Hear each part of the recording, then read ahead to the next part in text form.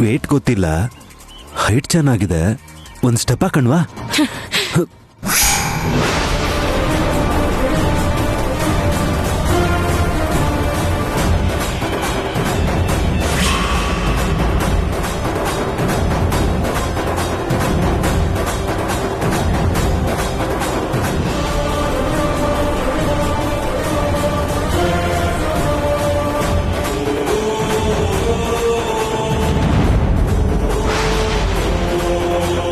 ಕೆಟ್ಟದಾಗ ನಡ್ಕೊಳ್ಳೋ ನಿನ್ನಂಥವ್ರಿಗೆ ಅಡ್ಡವಾಗಿ ಶ್ರೀರಾಮ ಇರ್ತಾನೆ.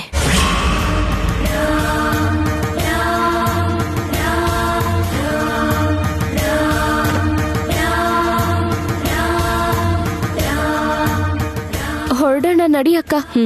ಬಾಯ್ ಲಂಕೇಶ್.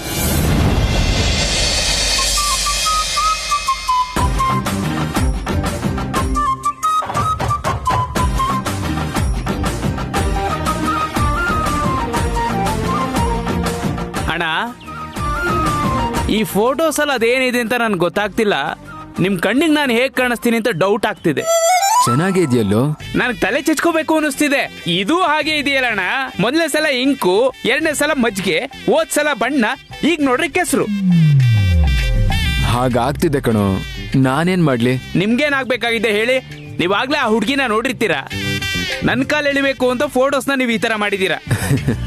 ಇಲ್ಲ ಕಣೋ. ಹಾ, ನನ್ಗೆಲ್ಲ ಗೊತ್ತು. ಇಲ್ಲಾಂದ್ರೆ ಪ್ರತಿ ಸಲ ಹೀಗೆ ಯಾಕಾಗುತ್ತೆ? ನಿನ್ನ ಅನುಮಾನದ ಮೇಲೆ ಆಣೆ. ಆ ಹುಡ್ಗಿನ ನೋಡ್ಬೇಕು ಅನ್ಕೊಂಡಾಗ್ಲೆಲ್ಲ ಹೀಗೆ ಆಗ್ತಿದೆ ಕಣೋ. ಯಾಕಿರ್ಬೋದು? ಗೊತ್ತಿಲ್ವೋ? ನನಗ್ ಗೊತ್ತಾಯ್ತಣ್ಣ. ಏನ್ ಗೊತ್ತಾಯ್ತು? ಒಬ್ರನ್ನೊಬ್ರು ತಿಳ್ಕೊಳ್ಳೋ ಟೈಮಲ್ಲಿ ಬೇಕು ಅಂತಾನೆ ಈಗ ಆಗುತ್ತೆ ಅಂತ. ಮತ್ತೇನ್ ಮಾಡೋದು? ಗೊತ್ತಿಲ್ಲ. ದೊಡ್ಡದಾಗ ಗೊತ್ತಿರೋಂತರ ಬಿಲ್ಡಪ್ ಕೊಟ್ಟೆ. ಅಣ್ಣ, ಇವೆಲ್ಲ ಆಗಿರ್ಲಿ, ನಾಳೆ ದೇವಸ್ಥಾನಕ್ಕೆ ಹೋಗೋಣ. ಅವಳಲ್ಲಿ ಬರ್ತಾಳ? ಅಣ್ಣ, ಇವಳಲ್ಲಿ ಬರ್ತಾಳೋ ಇಲ್ವೋ ಅದ್ ನನಗೆ ಗೊತ್ತಿಲ್ಲ. ಅಲ್ಲಿ ಮಾತ್ರ ಪರ್ಮನೆಂಟ್ ಆಗಿ ಸೀತಾರಾಮ ಅಂತ ಇದ್ದೇ ಇರ್ತಾರೆ. ಇವೆಲ್ಲ ಅವ್ರ ಲೀಲೇನೆ ಅಂತ ನನ್ಗೆ ಗೊತ್ತಾಗ್ತಿದೆ. ಒಂದ್ಸಲ ದೇವ್ರಿಗೆ ನಮಸ್ಕಾರ ಮಾಡಿದ್ರೆ ಅವಳನ್ನ ನೀವು ನೋಡ್ತೀರಾ ಅನ್ನೋದು ನನ್ನ ನಂಬಿಕೆ ಅಣ್ಣ. ಸರಿ ಕಣ, ಅಲ್ಲಿಗೂ ಹೋಗೋಣ. ಅಲ್ಲಿ ಮುಖದ ಮೇಲೆ ಪ್ರಸಾದ ಬಿದ್ರು ಸರಿ, ಮುಖ ಕ್ಲೀನ್ ಮಾಡಾದ್ರೂ ನೋಡೋಣ. ನಿಮ್ಗೋಸ್ಕರನೇ ಕಾಯ್ತಾ ಇದ್ದೀನಿ. ಸ್ವಲ್ಪ ಬೇಗ ಬರ್ತೀರಾ? ಓಕೆ. ಯಾರೋ ಶ್ರೇಯಾನಾ? ಅಲ್ಲ. ಮತ್ಯಾರ್ರಿ? ಇಷ್ಟೊತ್ತಾದ್ರೂ ಶ್ರೇಯಾ ಬಂದಿಲ್ಲ ಅಂದ್ರೂ ಸುಮ್ನೆ ಇದ್ರಿ. ಫೋನ್ ಯಾರು ಮಾಡಿದ್ರು ಅಂತ ತಿಳ್ಕೊಳ್ಳೋದಕ್ಕೆ ನಿಮ್ಗೆ ಇಷ್ಟೊಂದು ಆತ್ರನಾ?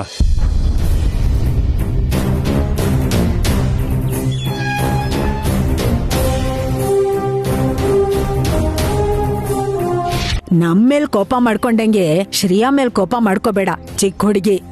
ನಿನ್ನ ಮೊಮ್ಮಗಳು ಎಷ್ಟೇ ದೊಡ್ಡವಳಾದ್ರೂ ನಿನ್ನ ಕಣ್ಣಿಗೆ ಮಾತ್ರ ಚಿಕ್ಕೋಳ್ ತರನೇ ಕಾಣಿಸ್ತಾಳಮ್ಮ. ಅವಳು ಯಾವ ದಾರಿ ಹಿಡಿತಾ ಇದ್ದಾಳೆ ಅಂತ ನನಗ್ ಗೊತ್ತಾಗ್ತಾ ಇದೆ. ಆ ಮ್ಯಾನೇಜರ್ ಮಾತನ್ನ ಕೇಳಿಸ್ಕೊಂಡ್ರಲ್ಲ,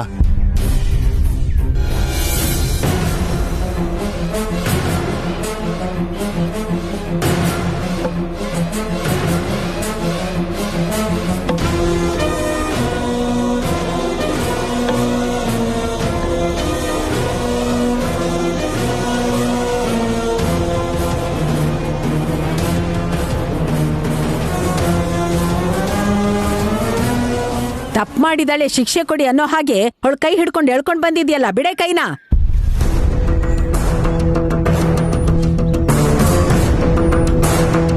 ಅಮ್ಮ ಅಮ್ಮ ಅಮ್ಮ, ಶ್ರೀಯಾಕ್ ಅವ್ರ ಫ್ರೆಂಡ್ಸ್ ಮನೆಗೂ ಹೋಗಿಲ್ವಂತೆ.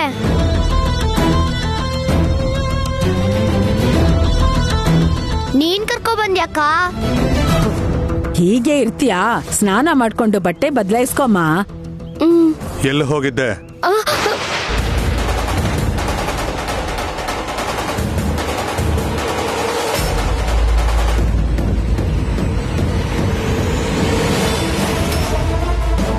ಲಂಕೇಶ್ ಮನೆಗೆ ಹೋಗಿದ್ದನ್ನ ಹೇಳ್ಬೇಡ ಅಂತ ಮಾತು ತಗೊಂಡಿದ್ದಾಳೆ.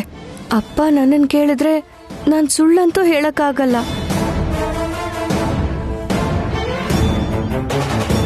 ನಿನ್ ಕೇಳಿದ್ರೆ ಅವಳನ್ನ ಯಾಕೆ ನೋಡ್ತೀಯಾ? ಅಮ್ಮ, ಅದು ಮಾತಾಡೋ ವೈದೇಹಿ, ನೀನಾದ್ರೆ ನಿಜ ಹೇಳ್ತೀಯ. ಅದಕ್ಕೆ ಅಲ್ವಾ ಭಗವದ್ಗೀತೆ ತಗೊಂಡ್ ಬಾ ಅಂದ್ರೆ ಪ್ರಮಾಣ ಮಾಡಕ್ ಅದ್ ಬೇಡ, ವೈದೇಹಿ ಇದಾಳಲ್ಲ ಅಂದೆ. ಹೇಳೇ ಏನು ಅಂತ ಹೇಳು. ನಿಮ್ಮಪ್ಪ ಯಾರು ಅಂತಾನೆ ಹೇಳಕ್ ಗೊತ್ತಾಗಲ್ಲ ನಿಂಗೆ. ಸತ್ಯ ಹರಿಶ್ಚಂದ್ರ ನಿನ್ ಸ್ವಂತ ಚಿಕ್ಕಪ್ಪ ಅನ್ನೋ ಹಾಗೆ ನೀ ಜಾನೇ ಹೇಳ್ತೀಯಲ್ವಾ, ಹೇಳು.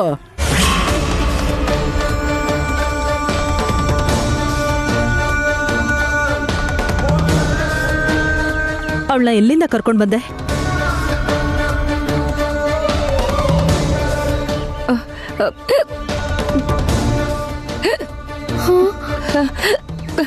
ಅಮ್ಮ,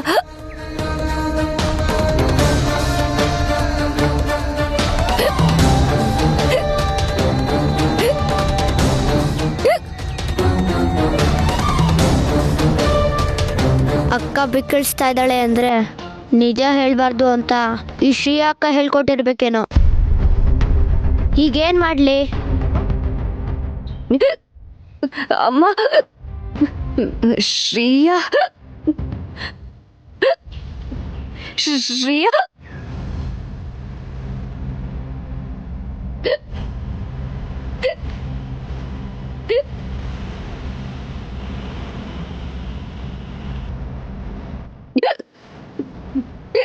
ಶ್ರೀಯಾ ಶ್ರೀ ಅಂತ ನೀನ್ ಯಾಕೆ ಅವಳ ಹೆಸರು ಜಪ ಮಾಡ್ತಾ ಇದ್ಯಾ? ಹೀಗ್ ಬಿಕ್ಕಳಿಸ್ತಾ ಏನು ಅಂತ ಮಾತಾಡ್ತೀಯ ಅಕ್ಕ? ಮೊದ್ಲು ನೀರ್ ಕುಡಿ.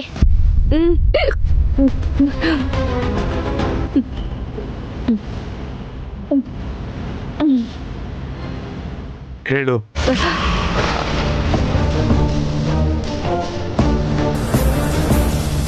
ನಾನು ಹೇಳ್ಬೋದಾ?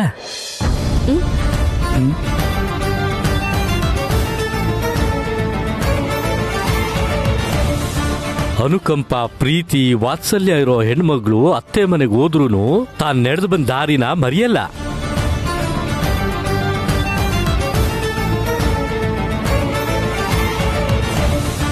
ಅಗರಬತ್ತಿ ತಯಾರಿಸಿ ಮಾರಾಟ ಮಾಡೋ ವೈದೇಹಿ ಎಷ್ಟು ಒಳ್ಳೆಯವಳು ಅಂತ ಅಗರಬತ್ತಿ ತಗೊಳ್ಳೋರು ಹೇಳ್ತಾರೆ, ಅವಳ ಬಗ್ಗೆ ಗೊತ್ತಿರೋರು ಹೇಳ್ತಾರೆ. ಕೂತ್ಕೊಳ್ಳಿ. ಮಾರುತಿ, ನೀರ್ ತಗೊಂಡ್ ಬಾ ಹೋಗು. ನೀವ್ ಇಷ್ಟು ಬೇಗ ಬರ್ತೀರಾ ಅಂತ ಅನ್ಕೊಂಡಿರ್ಲಿಲ್ಲ. ಮದ್ವೆ, ಮುಂಜಿ ಇವೆರಡು ಮಾತ್ರ ಅಲ್ಲ ಸ್ವಾಮಿ, ಈ ಕೋದಂಡ ಶಾಸ್ತ್ರಿಗೆ ಇಂಥದ್ ಗೊತ್ತಿಲ್ಲ ಅಂತಿಲ್ಲ. 2 ನಿಮಿಷದಲ್ಲಿ ನಿಮ್ ಕಣ್ಮುಂದೆ ಇರ್ತೀನಿ ಎಂದಿದೆ, ನೋಡಿ ಬಂದೇ ಬಿಟ್ಟೆ.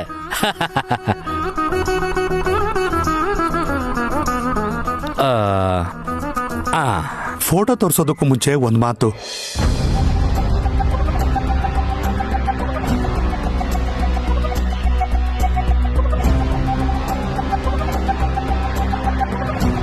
ಸಂಬಂಧ ನೋಡ್ತಾ ಇರೋದು ನನ್ನ 2ನೇ ಮಗಳಿಗೆ.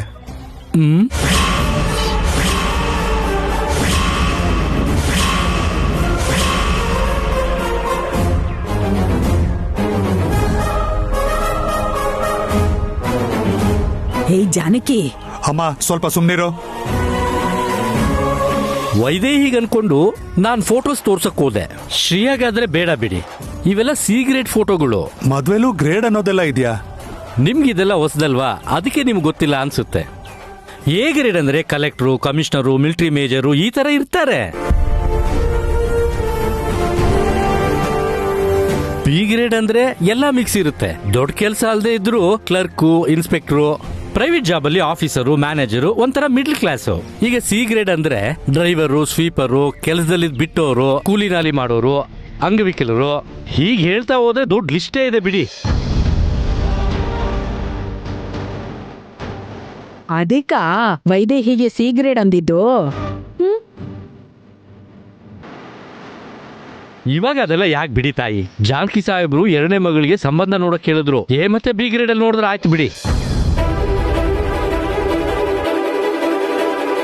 ನನ್ನ ಕೈಲಿ ವರದಕ್ಷಿಣೆ ಕೊಡೋದು ಕಷ್ಟ ಅಂತ ನಿಮ್ಗೆ ಗೊತ್ತಿದೆ ಸ್ವಾಮಿ. ವರದಕ್ಷಿಣೆ ಅಂತ ಎಲ್ಲ ನಿಮ್ಮ ಹತ್ರ ಕೇಳಿದ್ರೆ ನೀವು ಒಪ್ಕೊಳ್ಳಲ್ಲ ಅಂತ ನಾನು ಫೀಸನ್ ಕೇಳ್ತಾ ಇದ್ದೀನಿ. ಅದೊಂದು ಕೊಡಿ ಸಾಕು. ಹುಡುಗಿ ಚೆನ್ನಾಗಿದ್ದಾಳೆ, ರಾಜ ಮರ್ಯಾದೆ ಇರುವಂತ ಸಂಬಂಧನ ನಾನು ನಿಮಗೆ ತೋರಿಸ್ತೀನಿ ಸ್ವಾಮಿ, ಸರಿನಾ? ಸಂಬಂಧ ಒಪ್ಪಿಗೆ ಆದ್ಮೇಲೆ ನಿಮಗೆ ಫೀಸ್ ಕೊಡ್ತೀನಿ. ಮದುವೆ ಮುಗಿಯೋರ್ಗು ದುಡ್ಡು ಕೇಳಲ್ಲ, ನೀವು ಯೋಚನೆ ಮಾಡಬೇಡಿ.